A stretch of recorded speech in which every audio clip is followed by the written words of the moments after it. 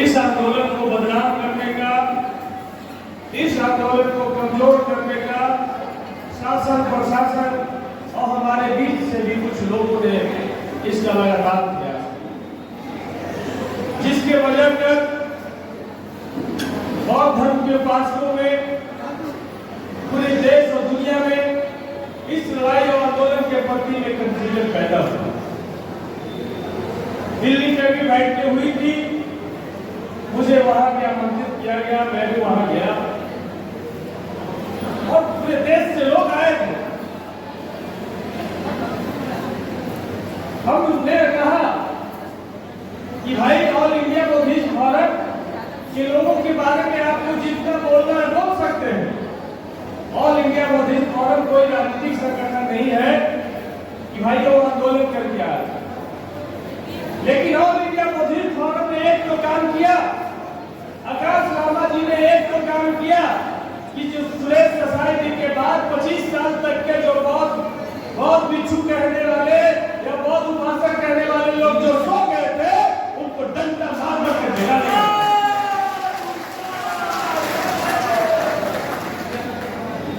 क्या इस बात से कोई सभा में इनकार कर सकता है? दिल्ली में किसी को हिम्मत नहीं हुआ कि कोई करे। उसके बाद आप ये कह सकते हैं कि भाई आकाश लामा या ऑल इंडिया बुद्धिस्ट फोरम के लोगों ने इतना पैसा खा लिया, चंदा आया, तो भैया हिसाब किसने मांगा कि आकाश लामा ने नहीं दिया, और हिसाब किसको देना था, ये तो सवाल है। लेकिन जो पूरा विदेशी दान जो बौद्ध धर्म के नाम पर, बुद्ध के नाम पर जो बीटीएमसी में आ रहा है और 150 साल से ब्राह्मण लोग मिल लूट करके खा रहा है, उस पर किसी का ध्यान नहीं है। आकाश लामा के पास में लाख, 2 लाख, 10 लाख, 20 लाख, 50 लाख, 1 करोड़ रुपया जमा हो गया होगा, लेकिन करोड़ों रुपया जो डेली दान आ रहा है वो कहां चला जा रहा है, इसका कोई हिसाब लेने वाला है? तो कहावत है कि भाई मोती लुटा गया और उसके धागा पर पढ़ा दे। इसीलिए ये लड़ाई चलने की लड़ाई नहीं है, ये लड़ाई बड़ी लड़ाई है। और आपको क्या लगता है कि पूरी सरकार इस लड़ाई से हिली हुई है? इसी वजह से कल भी हमने गया में एक प्रदर्शन किया था और जिला प्रशासन से हमको मिलने का मौका मिला। हमारे एक बौद्ध उपासक रवि मेहता जी ने कहा कि धरना के लिए जगह तो दे दीजिए, तो हमने कहा कि जिला प्रशासन को औकात है धरना के लिए जगह देने का। अब जगह हमको खुद चुप करके हमको बैठना होगा और इनको औकात है तो आगे गिरफ्तार करें। मानते हम कब तक रहेंगे कि जगह दे दो, जगह दे दो? जो गैर संवैधानिक लोग हैं महामोदी महाभियान में घुस रहे और संवैधानिक लोग धरना के लिए जगह मांग रहे। इसलिए हमने कहा, जिला प्रशासन ने कहा कहां बैठिएगा? हमकी जो महाबोधि सांस्कृतिक केंद्र के अपोजिट में जो बस पड़ाव बनाए हुए हैं, जहां सीजन में मार्केट लगता है, जो पूरा पीसीसी ढलाया हुआ है, उसी जगह पर हम बैठेंगे। और आपको आना है तो आपकी गिरफ्तार के लिए जेल जाने के लिए तैयार है, लेकिन धरना वही चालू है।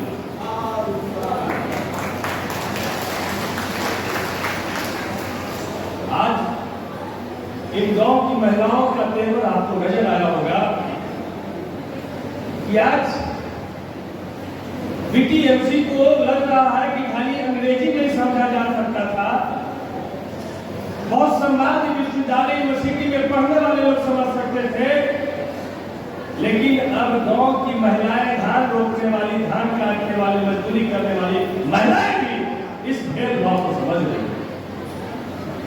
इसीलिए 4 घंटे से यहाँ इस आपके धरना, इस प्रदर्शन में आपका समर्थन कर रहे हैं। इसलिए ये लड़ाई छोटी नहीं है। अब तो सरकार में जो शामिल दल है, उनके उपेंद्र कुशवाहा जी का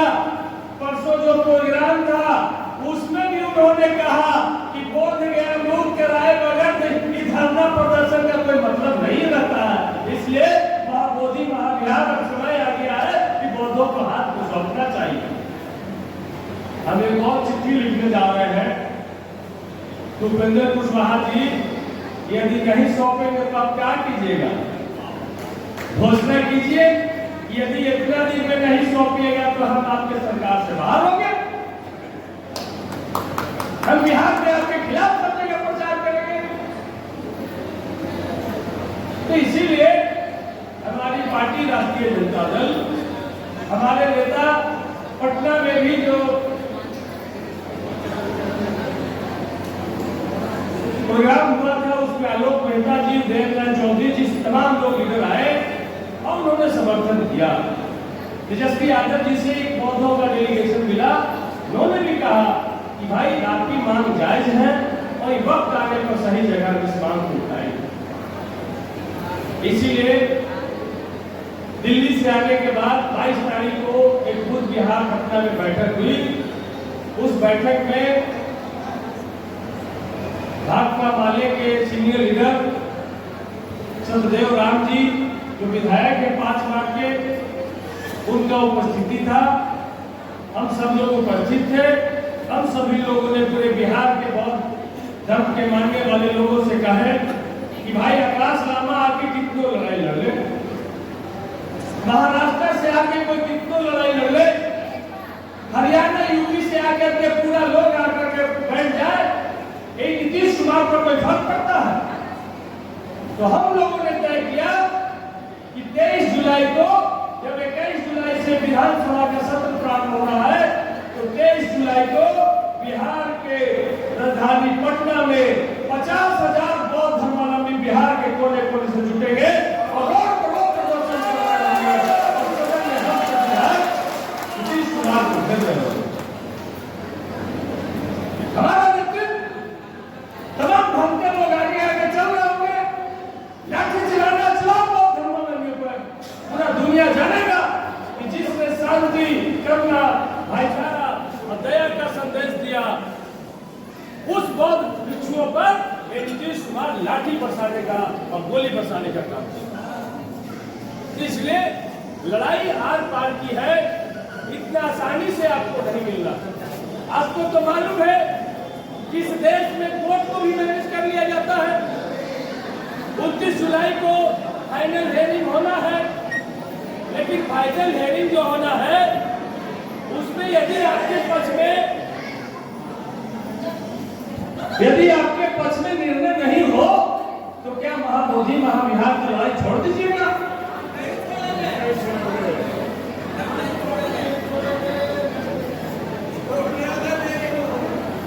नहीं ना छोड़ेंगे। मतलब कि आप कहना चाहते हैं कि हम दुनिया छोड़ेंगे तो छोड़ेंगे, महाबोधि महाविहार नहीं छोड़ेंगे। एक कमिटमेंट है महाबोधि महाविहार के लिए। इसीलिए 29 जुलाई का कोर्ट का भी फैसला है कि क्या आर्टिकल 26 इस भारत में जिंदा है कि दफन कर दिया गया।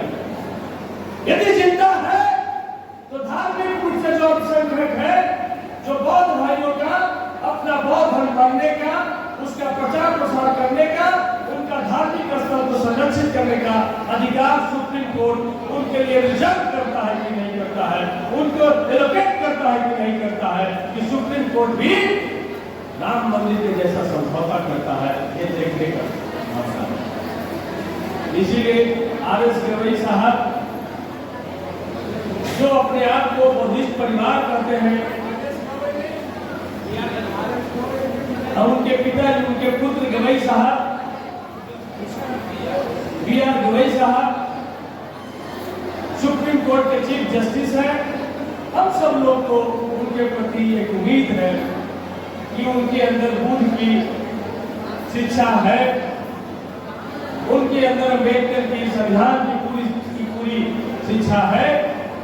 तो संविधान जो कहता है वो संविधान के अनुकूल न्याय मिलेगा, और जब संविधान के अनुकूल न्याय मिलेगा तो मुझे यकीन है, मुझे पूरा का पूरा भरोसा है कि महाबोधि महाविहार बोध या संविधान लागू होगा। इसीलिए आप तमाम लोग यही निवेदन करने आए हैं कि 23 तारीख को जो डेट मुकर्रर हुआ है, बिहार के कोने कोने से 50,000, 1 लाख जितने लोग आ सकते हैं उस प्रदर्शन में आइए, शामिल होइए और आप सब लोग सदन पे लड़ेंगे, हम लोग बिहार, आप सब लोग सड़क पे लड़ेंगे और हम सभी विधायक लोग सदन में उसी सवाल को लेकर के सरकार को घेरने का काम करेंगे। दूसरा, आपको यकीन दिलाते हैं कि इसी सत्र में हमारे द्वारा प्राइवेट बिल लाया जा रहा है बीटीएमसी को लेकर। एक प्रावधान है कि हम प्राइवेट बिल ला सकते हैं, जितने विधायकों का समर्थन चाहिए उससे ज्यादा विधायकों का समर्थन मेरे पास है, तो हम प्राइवेट बिल लेकर के आएंगे और सरकार के समक्ष उस पर चर्चा करेंगे, सरकार अपना पक्ष रखेगी और हम उस पर पूरा संवैधानिक प्रावधानों के अनुसार हम आपके बीटीएमसी एक्ट को निरस्त करने के लिए पूरा का पूरा वकालत करेंगे और यदि वोटिंग की नौबत आएगी तो वोटिंग कराएंगे और ये देखेंगे कि कितने बहुजन बीटीएमसी एक्ट को निरस्त करने के लिए है या कितने बहुजन बीटीएमसी के साथ जो प्रावधान है 1949 के साथ निकला।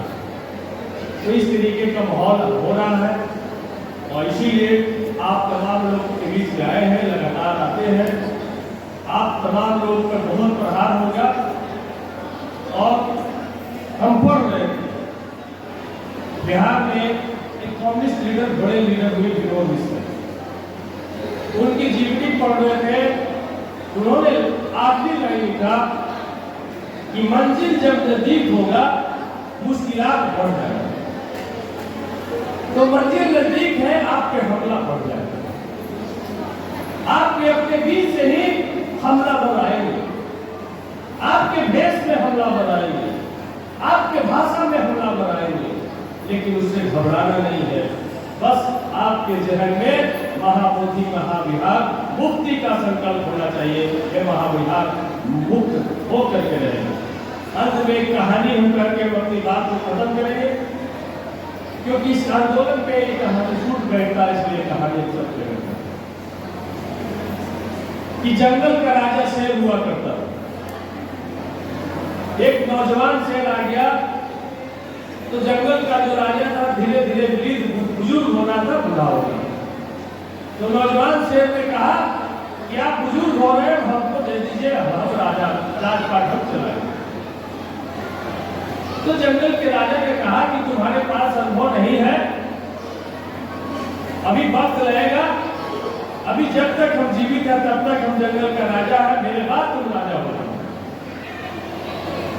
अब इस बात की चर्चा पूरे जंगल में फैल गया कि जंगल के जो दोनों शेर हैं इनमें पटता नहीं है, दोनों में बहुत फूट है, भारी घमासान चल रहा। इसका फायदा उठा करके एक दिन जो जंगल का राजा जो बूढ़ा शेर था, अकेले था, कुत्ते के झुंड ने उस पर हमला कर दिया। जब कुत्ते के झुंड ने हमला कर दिया तो किसी तरीके से मरते मरते तो जंगल का राजा हो गया बूढ़ा शेर।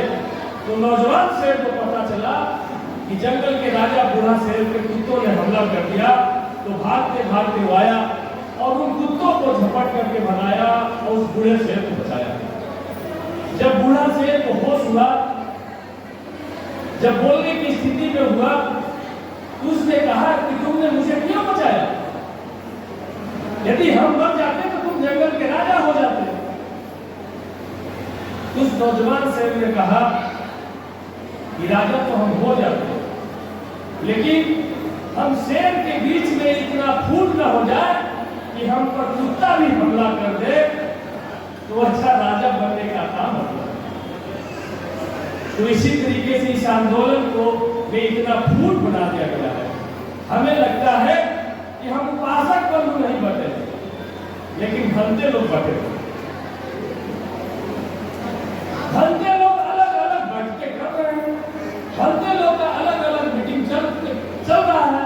हम तो उपासक होने के नाते, बुद्ध के करीब अपने आप को मानने के नाते, अम्बेडकर के विचार के करीब होने के नाते हम तो सब भंते का आदर करते जा रहे हैं।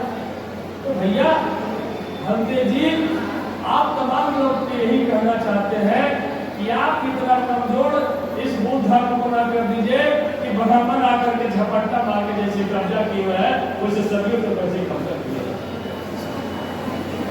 इसलिए स्वार्थ को त्याग करके, कोई स्वार्थ नहीं किसी का है और किसी को कोई क्रेडिट नहीं जाना है कि आकाश बराबर ने बौद्ध महाविहार को अकेले मुक्त करा दिया। क्या अकेले इनके बस की बात है? राहुल भ्रमण ने अकेले मुक्त करा दिया, उनको राष्ट्रपति अवार्ड मिलेगा? मिलेगा? भारत रत्न मिलेगा? अरे भाई, अपना अधिकार मिल जाए यही बहुत बड़ा चीज है। जो सदियों से हमारा अधिकार को हड़प लिया है उस अधिकार को बहाल कीजिए। हम एक साफ साफ कहना चाहते हैं कि जो हिंदू धर्म, जो पाखंड पे आधारित धर्म है, जिस धर्म के हम सब लोग सदियों से गुलाम के रूप में उस धर्म में जीवन जी रहे हैं, उस धर्म के लोग साफ साफ जानते हैं यदि महाबोधि महाविहार को मुक्त कर दिया, ये बौद्धों के हाथ में चला गया, तो पूरा भारत को बौद्ध में भारत बनने से कोई रोक नहीं सकता है। इसलिए गुलाम बना करके रखे हुए हैं, क्योंकि किसी भी धर्म के लिए डेफिनेशन है कि किसी को धर्म तब तक कभी कहा जा सकता है या उसको अंतरराष्ट्रीय पहचान तभी मिल सकता है जब उस धर्म का एक पूरे सम्मान एक धार्मिक स्थल हो, उसके सम्मान धार्मिक ग्रंथ हो, उसके सम्मान एक उसमें इष्ट देवता हो, तब उसको इंटरनेशनल पहचान मिलता है। जैसे जैन धर्म का एक धार्मिक स्थल है, उसके एक धार्मिक ग्रंथ है और उसके एक इष्ट देवता है। उसी तरीके से हिंदू धर्म के पास में 33 करोड़ देवी देवता था, कोई एक किसी को देवता मानने के लिए तैयार नहीं था। तो इसीलिए आरएसएस ने प्रयास किया कि हम अपना एक सम्मान धार्मिक स्थल बनवावे और अयोध्या को उसने बहुत प्रयास करके उसने बनवाने का काम किया। पूरी ताकत लगा दिया, प्रधानमंत्री 10 दिन भूखले प्यासे सब लोग भूखे रहा, तब जाकर वहां प्राण प्रतिष्ठा किया और ये पूरे दुनिया में प्रचारित कर रहा है कि हमारा सबसे बड़ा सम्मान हमारा जो देवता है राम है, सम्मान हमारा धार्मिक ग्रंथ रामायण है और ये अपनी इंटरनेशनल छवि बनाने का प्रयास कर रहा है।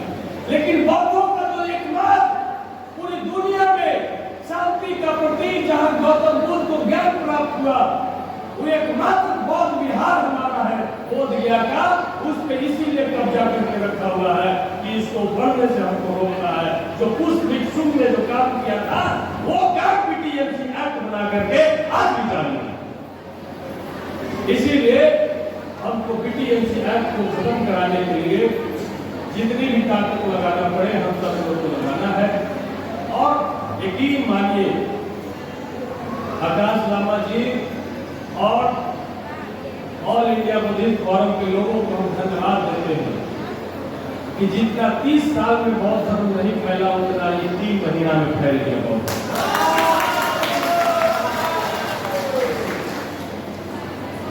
जितना आप बौद्ध विहार में एसी में बैठ करके बौद्ध धर्म को नहीं फैला पा रहे थे, उतना केंद्र पंडाल में बैठ करके बौद्ध धर्म को गांव तक पहुंचाने का काम है। इसलिए इस कार्य को जारी रखना है। सुप्रीम कोर्ट का आदेश आपके पक्ष में आए, सरकार नियम बनाए, कानून आपके लिए बनाए, तब तक हमको इस आंदोलन को जारी रखना है। और आंदोलन जब पीटीएमसी एक्ट आपको सौंपा जाए तो उसको चलाने के लिए आपके पास ब्लूप्रिंट होना चाहिए। आपके पास जैसे मुस्लिम पर्सनल लॉ, उसी तरीके से आपके पास बौद्धिस्ट पर्सनल लॉ आपके पास होना चाहिए कि कौन वहां मुख्य पुजारी होगा, किस तरीके से उसके दान का हम प्रबंधन करेंगे, किस तरीके से हम उसके चैरिटी को हम चैरिटेबल ट्रस्ट बना करके जनता के लिए, जनमानस के लिए खर्च करेंगे। इसका ब्लूप्रिंट आपके पास होना चाहिए, क्योंकि सुप्रीम कोर्ट भी यही पूछेगा बहुत महाविहार दे देंगे तो क्या करेंगे आप? कैसे चलाएंगे? तो अपने में कुश्ती करिएगा कि जो ताकतवर रहेगा वही चलाएगा। उसके लिए बायलॉज बना करके आपको ध्यान रखना होगा। उस बायलॉज बनाने का भी काम आप लोगों को करना चाहिए और उसमें भी कानूनविदों का राय लेकर के, जो एक्सपर्ट लोग हैं उनका राय लेकर के, और आपको एक नियमावली बना करके तैयार रखना चाहिए। वो कभी भी सरकार इतना दबाव में है कि 29 जुलाई से पहले भी सरकार अपने क्रेडिट लेने के लिए घोषणा कर सकती है कि बीटीएम्स को निरस्त किया गया और पौधों का बौद्धिक महाविहार पौधों का हाथ में सौंपा गया। क्योंकि उनको भी लग रहा है कि सुप्रीम कोर्ट फैसला दे देगा तो उससे अच्छा कि क्रेडिट हम ही ले लें। इसीलिए हम यही कहने आए हैं, और ये करे या न करे, यकीन मानिए कि 2025 में नीतीश कुमार जाने वाले हैं, और जब हमारी सरकार आएगी तो सबसे पहला हम काम यही करेंगे कि बौद्ध महाविहार पौधों को सौंपा जाए। यदि आप नहीं करते हैं तो भैया प्रणाम करके हम दान में जीवन धारण करके वो दे जाएंगे।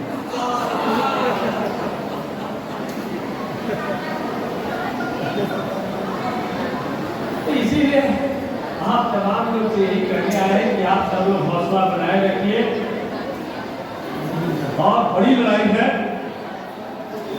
इसलिए बड़े तरीके से, जोरदार तरीके से, बड़ा जवाब लगा करके हम सबको लड़ना पड़ेगा।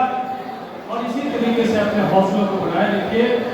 बहुत नजदीक मंजिल दिख रहा है कि बौद्ध महाविहार पौधों के हाथ में होगा, और यह जो घूमते बैठे हैं यही भूख गुजारी होंगे कोई ना कोई, और हम लोग जब जाएंगे तो प्रसाद भी मिलेगा, बिस्लरी का पानी भी मिलेगा, तुलसी भी मिलेगा। इन्हीं बातों के साथ वहाँ इलाज का प्रबंध भी होगा, शिक्षा का प्रबंध भी होगा, अंधविश्वास भगाने के लिए भी एक अलग पाठशाला चलेगा, और बौद्ध जो भंटे बनेंगे उनको भी प्रशिक्षित करने का एक प्रशिक्षण केंद्र चलता हुआ नजर आएगा, और बोध ज्ञान पूरा बुद्धम संगम गच्छामि से गूंजता हुआ नजर आएगा, और पूरा बिहार बहुत बिहार होगा। यही विश्वास के साथ, इसी उम्मीद के साथ हम अपनी बात को समाप्त करते हैं। बहुत बहुत धन्यवाद।